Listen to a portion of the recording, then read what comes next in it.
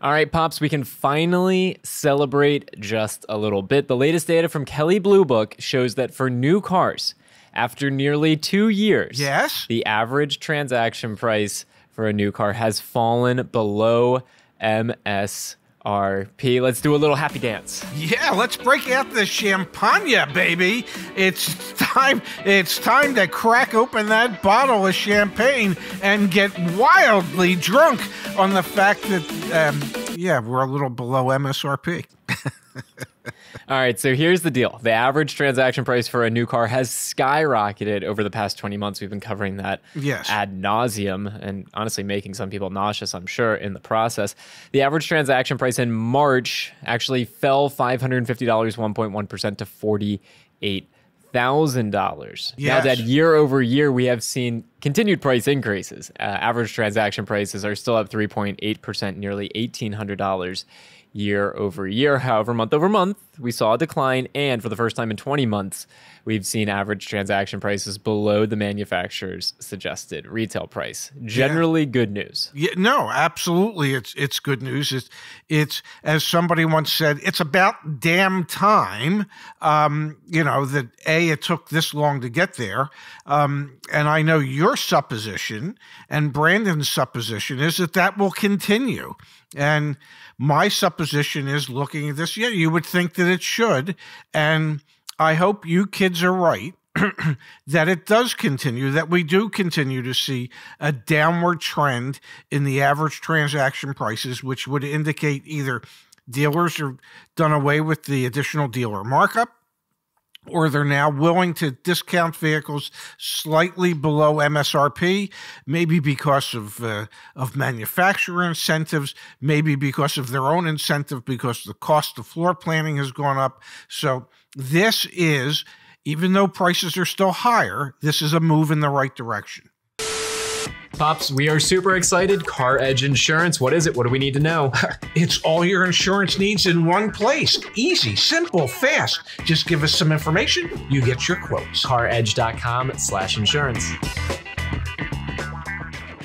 All right, so $171. That is the number to remember. That is how far below sticker price folks paid in March compared to that's how much below sticker price folks paid in March. Now compare that to a year ago. People were paying $1,000 over MSRP. Typically. Yes. That is a stark contrast in 1 year. Right? We need it to go even lower because pre-pandemic times, people would never pay MSRP, let alone above it. But again, you can see by looking at the chart of new vehicle transaction prices, we are on a very clear downward slope when it comes to new car prices. So anyone who says to us, you guys never talk about good news, here's some good news, folks. New car prices are going down. Yes. I mean, you can see it. Now, even though they're going down, the caveat is that they're still way higher than they had been and way higher than where they need to be. I think 5 years ago, the average transaction price was somewhere around $35,000. So, we've seen a huge increase in the last 5 years of these average transaction prices. And that's the amount that they've gone up is staggering. Not that I would suspect we'll see them come down anywhere near what they've gone up, but we do need to continue to see a decline in those prices so that the vehicles can be affordable for more people. Affordable, that is the word. We talk frequently about the affordability crisis here on this channel. Let's talk about the average price paid for non-luxury cars. The average price paid in March for a non-luxury car was down $505 to $44,000. So $505 down month over month. Chevy, Chrysler, Dodge, Ford, Hyundai, Kia, Nissan, and Volkswagen saw their average transaction prices decline between 0 and 3.8% month over month in March. Honda and Kia showed the most price strength, with their vehicles transacting between 3 and 6% over sticker price in March. The dichotomy of the market summarized very eloquently by Cox Automotive right there. Now, Dad, the share of folks purchasing luxury cars is still continuing to stay at record levels. 18.2% of sales in March, down slightly from 19.3% of sales in January, were for luxury vehicles. Context here, Back in 2018, it was 14% of purchasers bought a luxury vehicle. So more and more people are spending more and more money to buy luxury vehicles. Average transaction prices for luxury vehicles actually continued to stay above MSRP. The average transaction price north of $65,000. So we're starting to see a little bit of pressure on the automakers and the dealers to take down prices of less expensive vehicles, which is a win for the affordability crisis. However, we still see a record number of people spending above $65,202 to purchase luxury vehicles. Some staggering numbers there. And you know, the sad reality is that the vast majority of the American public cannot afford anywhere near that.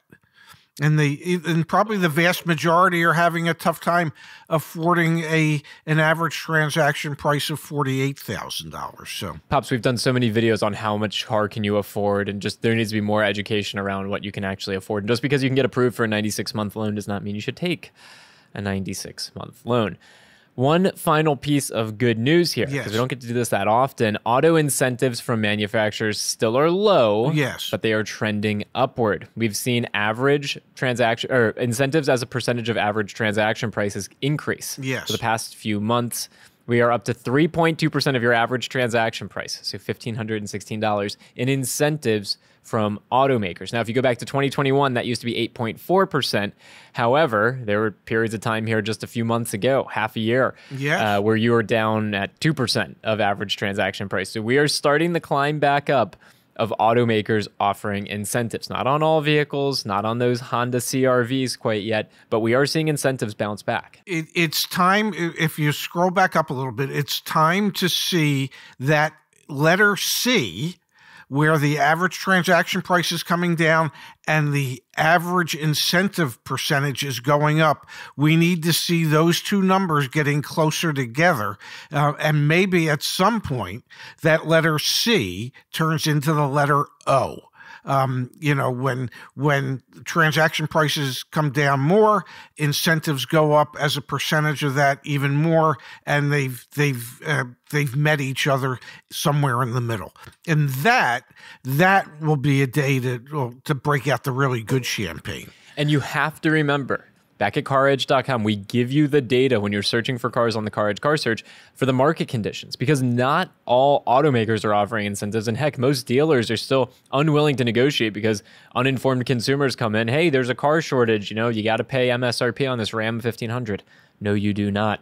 So get market conditions. See what the local market conditions are like, the day's supply, how long the vehicle's been on the lot, how quickly they're selling, because that's all knowledge and tools in your toolbox that you can use to assist with negotiation, so that hopefully we can push that average transaction price down and we can tap into those brands that do have incentives. And these definitely are trends that should give American consumers hope.